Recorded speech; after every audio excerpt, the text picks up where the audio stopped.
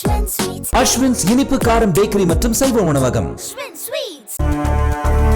Corona ஏற்படுத்திய கோரத்தில் இருந்தே யாரும் வெளிவராத நிலையில் கில்லியன் பேர் சிண்ட்ரோம் என்ற புதிய உயிர்கொல்லி நோய்கள் உருவாகி வருவது மக்களை பீதியில் ஆழ்த்தி உள்ளது.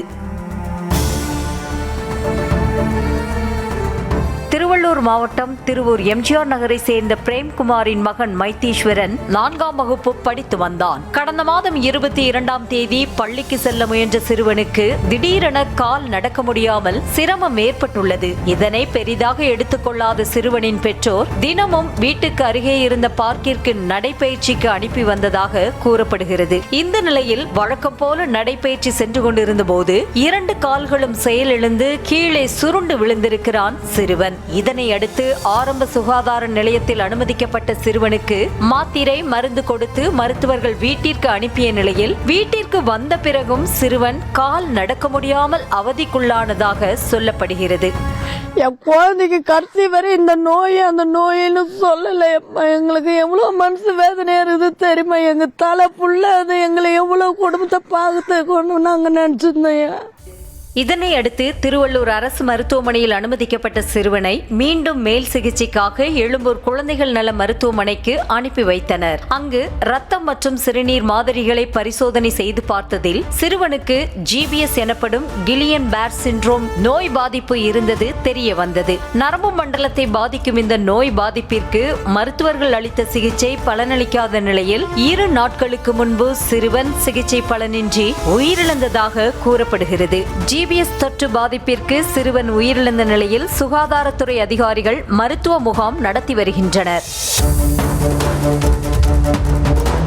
தமிழகத்தில் முதன்முறையாக கில்லியன் பேர் சிண்ட்ரோம் என்ற அரிய வகை நோய் பாதிப்பிற்கு உயிர் பலி ஏற்பட்டிருப்பது அதிர்ச்சியை ஏற்படுத்தியுள்ளது. மகாராஷ்டிரா மாநிலத்தில் இந்த வகை பாதிப்பு அதிக அளவில் பரவி வருகிறது. அந்த மாநிலத்தில் மொத்தம் 158 பேர் பாதிக்கப்பட்டிருக்கும் நிலையில் 5 பேர் மரணித்திருப்பதாக சொல்லப்படுகிறது. மேலும் 20க்கும் மேற்பட்டோர் தீவிர பாதிப்புடன் வென்டிலேட்டர் சிகிச்சையில் இருப்பதாக சொல்கிறார்கள்.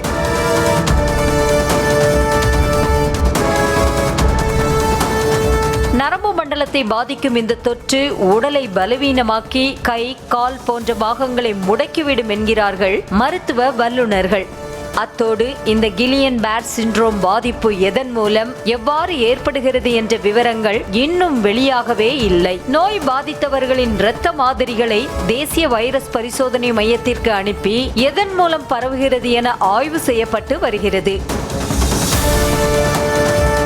அமெரிக்க மருத்துவமனை நடத்திய ஆய்வின் அடிப்படையில் இந்த தொற்று பாதிப்புக்கு ஆளானவர்களுக்கு முதலில் கால்கள் தான் முடங்கும் என தெரிவிக்கப்பட்டுள்ளது. கால்களில் ஏற்படும் கடும் வலி உடல் முழுவதும் பரவும் என்றும், பார்வை திறனில் சிரமம், பேசுவதில் சிரமம், மெல்லுவதில் சிரமம், அசாதாரண இதய துடிப்பு, இரத்த அழுத்தம், செரிமான கோளாறு ஆகியவை அறிகுறியாக கூறப்படுகிறது. தற்போதைக்கு இந்த GBS தொற்று பாதிப்புக்கு எந்த சிகிச்சையும் கண்டுபிடிக்காத சூழலில் முன்கூட்டியே கண்டறிந்து ஆன்டிபயோட்டிக் மருந்துகள் மூலம் நோயின் தீவிரத்தை குறைக்கலாம் என்றும் கூறுகிறார்கள்.